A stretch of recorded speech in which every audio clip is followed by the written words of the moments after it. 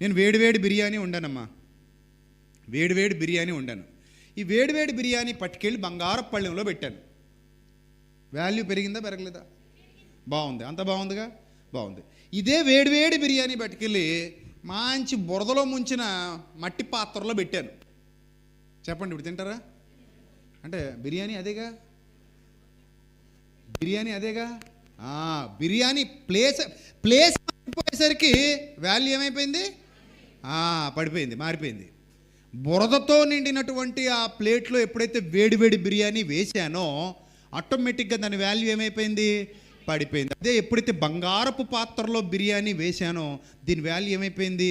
పెరిగిపోయింది. అందుకే నువ్వు దేవుని సన్నిధికి రావడం ముఖ్యం కాదు, ఏ ఆలోచనతో వస్తున్నావు, ఏ హృదయంతో వస్తున్నావు, ఏ విశ్వాసంతో వస్తున్నావు, ఎలా నువ్వు దేవుని వాక్యాన్ని వింటున్నావు, that is most important your spiritual life.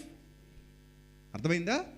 ఇప్పుడు చాలామంది భార్య భర్తలు వస్తారు, ఇదిగో యోబు గారు వస్తారు, యోబు భార్య వచ్చింది, కూర్చున్నారు, పాటలు అలాగే పాడుతున్నారు, వాక్యం అలాగే వింటున్నారు, అన్నీ మామూలుగానే ఉన్నాయి. కానీ సరైన టైంలో నిగ్గుదేలిపోతుంది, నిజం బయటకు వచ్చేస్తుంది. పరీక్షా కాలంలో ఎవరు ఏంటనేది బయటపడిపోతుంది. అందుకే వాక్యాన్ని ఎప్పుడు అవసరాల కోసం తీసుకోకండి. మరలా మీ అందరికీ చేతులెత్తి నమస్కరించి చెప్తున్నాను, వాక్యాన్ని అవసరాల కోసం తీసుకుంటే మీ స్పిరిచువల్ లైఫ్ మొత్తం కొలాప్స్ అయిపోద్ది. వాక్యాన్ని ఆత్మీయ ఆరోగ్యం కోసం తీసుకోండి, వాక్యాన్ని నిత్య జీవితం కోసం తీసుకోండి, వాక్యం ప్రభువులో ఎదగడానికి తీసుకోండి.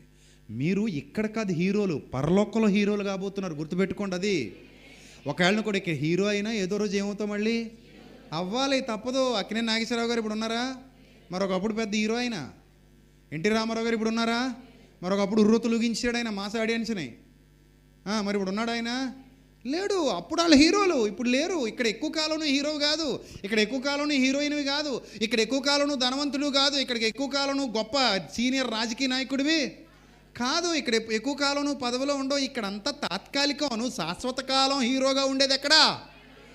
నేనును నా తండ్రితో కూడా ఉంటాను, నా తండ్రితో కూడా రాజ్యము చేస్తాను, నా తండ్రితో కూడా సింహాసనం మీద కూర్చుంటాను, అక్కడ యుగయుగములు ఏలతాను, యుగయుగములు ఏలతాను. అక్కడ 60 ఏళ్ళు ఏలొచ్చు, 70 ఏళ్ళు ఏలొచ్చు, 80 ఏళ్ళు ఏలొచ్చు, 90 ఏళ్ళు అయితే అయినను వాటి వైభవం అంతే కదండి.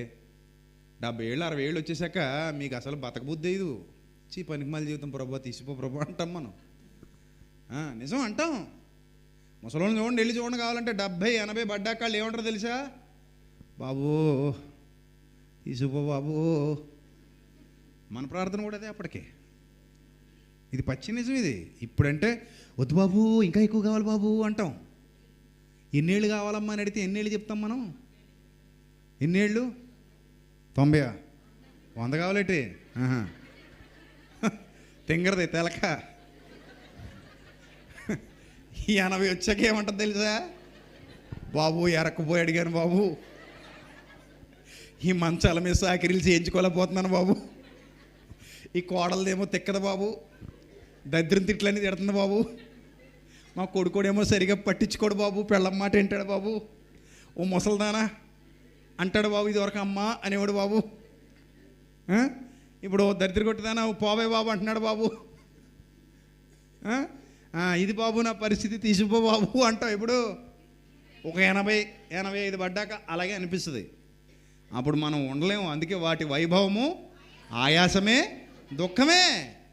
మానసిక ప్రశాంతత ఉండదు, తిన్నదేమో అరగదు, కళ్ళేమో కనబడవు, లేవలేవు, కూర్చోలేవు, నిద్ర పట్టదు, అన్నం బదులు మందులు మింగాలి, తిరగలేవు, ఎక్కడికి వెళ్ళలేవు, నిన్ను ఎవరు పట్టించుకోరు, కనీసం మనవలు కూడా నీతో ప్రేమగా మాట్లాడిసేవరు, నీ ఆస్తి అంతా అప్పటికే దోసేసుకుంటారు వాళ్ళు.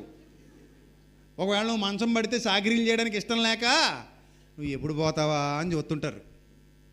నిజం, అది పచ్చి నిజం అండి. ఇది 1 fine day మన చుట్టూతా చూస్తారు, పెట్టి తెచ్చేయమంటావా,